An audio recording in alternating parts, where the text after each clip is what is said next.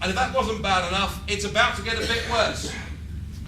You know, a few years ago, the EU decided that the time had come to have a constitution, an EU constitution. And they put Giscard d'Estaing in charge of drawing up the charter.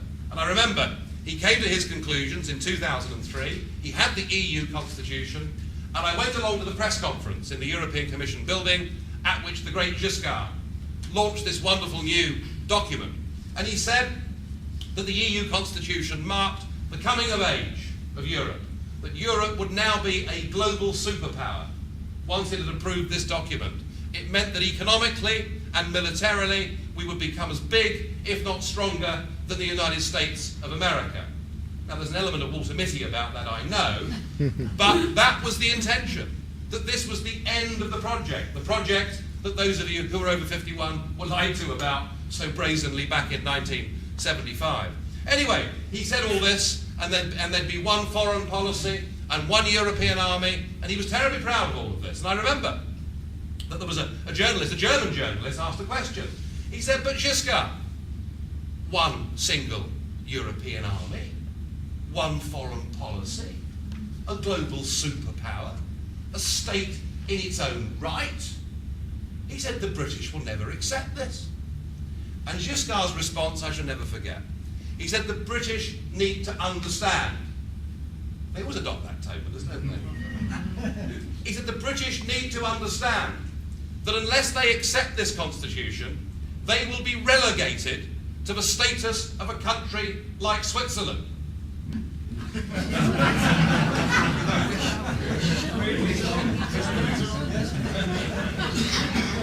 I thought, well, what does he mean?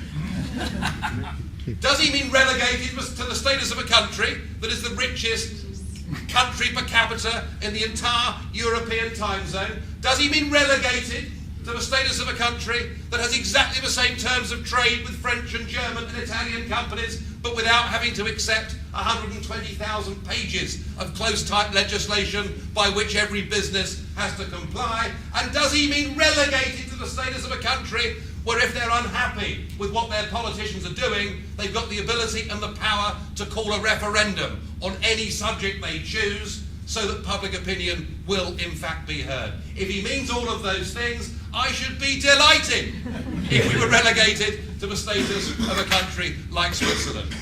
Well, you know what happened. The French voted no in their referendum. The Dutch voted no in their referendum. And what have they done?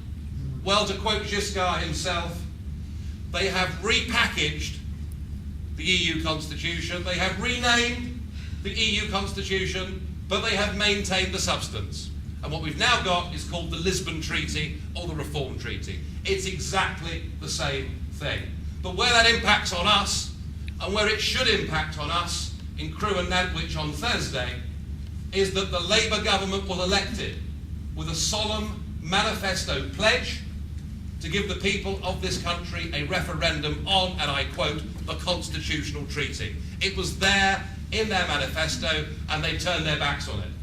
The Liberal Democrats too were elected on that basis, and yet they, of course, famously, Nick Clegg, forced them all to abstain, didn't they?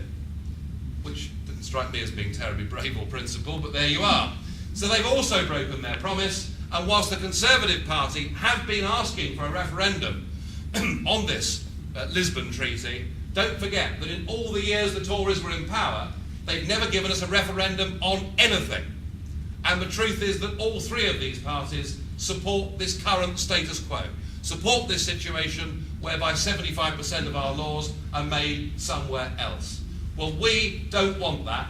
We want to divorce ourselves from political union with the European Union. We want to replace that with a genuine free trade agreement. We want to be good neighbours. We want to cooperate. We want to be friends with our neighbours. Though we recognise with the French at times that may be quite tricky. But we want to do all the things that normal neighbours do. We do not want to be governed by this corrupt set of institutions, and we frankly can't see the point in continuing to have a Westminster Parliament if that Parliament is not a sovereign Parliament, and if that Parliament does not have the power to carry out its own manifesto pledges. So that's why we're fighting in this by-election campaign. I know that we're up against the big battalions. I know we can't compete with them on the ground in terms of numbers. But what I do know, having been out there today, knocking on doors and meeting people, is there are large numbers of people in this constituency who know who UKIP are, who know what we stand for, and who increasingly agree with our message. When we started as a party, believing that you shouldn't be part of this political union was very much a minority sport. It is not now. The evidence is that up to 2/3 of the British population agree with us that we want to be friendly with our European neighbours, but not part of this political union, because we want our country back, we want the ability to run our own country, we want the ability to deregulate, to take off our small businesses this massive excess burden that's been put upon them. We want to lift tax thresholds, to give people on benefit an opportunity and an incentive to get off benefit. What madness is this?